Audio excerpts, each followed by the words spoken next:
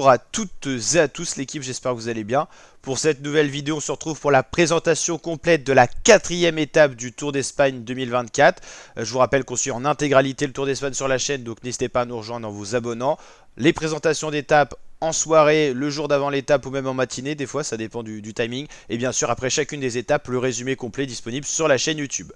Pour la quatrième étape, ça sera donc le premier départ en Espagne et une arrivée au sommet. Déjà, première étape de montagne. Il y aura le Puerto de Cabeza Belosa, l'Alto de Purmal, le Puerto de Miravete et l'arrivée finale avec un col en première catégorie.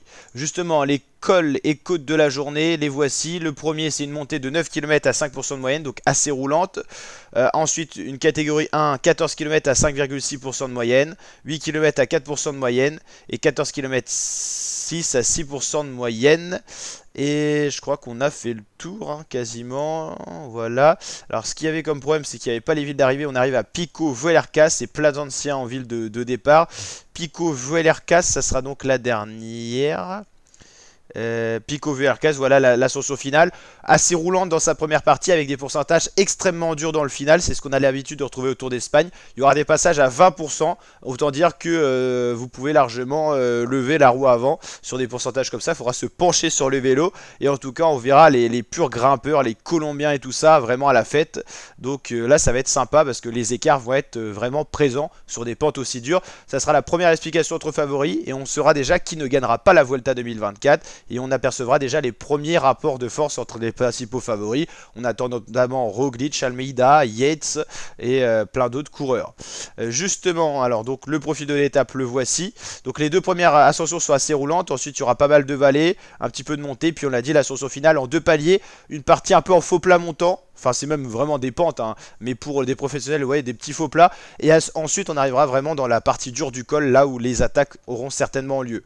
On peut avoir deux courses dans la course, une échappée qui prend beaucoup d'avance et ce qui joue la victoire d'étape et une bagarre entre favoris derrière, ou les favoris qui roulent avec leur équipe dès le matin pour éviter que l'écart peloton échappé ne monte. Et donc dans ce cas-là, on pourrait avoir une seule course, c'est-à-dire les favoris qui se jouent la victoire d'étape. Là, on a deux scénarios possibles, mais pour l'instant, il n'y a pas tellement d'écart au général. Donc je suis pas sûr que le peloton laisse filer une échappée avec pas mal d'écart. Pour l'instant, on a eu 3 vainqueurs d'étapes différents. On a eu Brandon McNulty lors de l'étape 1. D'ailleurs, résumé disponible, étape 1 et 2 dans la même vidéo sur la chaîne et étape 3 à part. Donc, Brandon McNulty qui a gagné la première, Caden Groves au sprint la deuxième et Van Aert la troisième au sprint avec le maillot rouge pour Van Aert qu'il va certainement perdre à l'occasion de l'étape 4. On va voir les capacités en montagne qu'il a, mais je pense qu'au vu des pentes, les principaux grimpeurs devraient se détacher. Donc Van Aert normalement devrait perdre sa tunique rouge. McNulty, on attend de voir ce qu'il va donner en montagne. Pour l'instant, on ne sait pas trop. C'est un bon grimpeur, mais de là à suivre les tout meilleurs dans l'étape qui s'annonce assez rude quand même, ça va être compliqué. Le dernier col lui sera certainement fatal. Vacek, c'est plus un rouleur qu'un grimpeur, tout comme Kung a fini Schmidt qui devrait disparaître au général. On attend de tester justement Primoz Roglic qui a déjà gagné 3 fois la Vuelta et ce qui sera en jambe cette année d'aller chercher quelque chose. Bruno Amira est lui plus rouleur, donc je pense qu'il devrait être lâché aussi.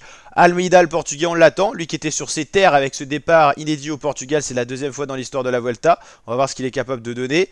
Oliveira, lui, devrait disparaître, c'est pas un grimpeur non plus. Florian Lipovic, il a montré l'Allemand qu'il était beau grimpeur, donc on va voir s'il est là ou pas avec les tout meilleurs. Skelmose, Jevine, c'est des coureurs capables de s'accrocher, des bons grimpeurs.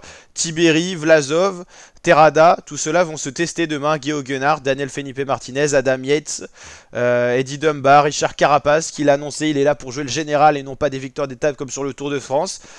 Del Toro aussi, et le Mexicain va peut-être se tester au général, même s'il y a beaucoup de leaders dans cette équipe UAE. David Gaudu, le Français, l'a annoncé, il est là pour le classement général, donc il va se tester aussi. Ben O'Connor, Ciccone, tout cela vont se tester demain, donc ça va être vraiment une très belle étape. Landa, Caruso, qui ont perdu du temps au contre-la-montre, qui vont essayer d'aller chercher quelque chose demain.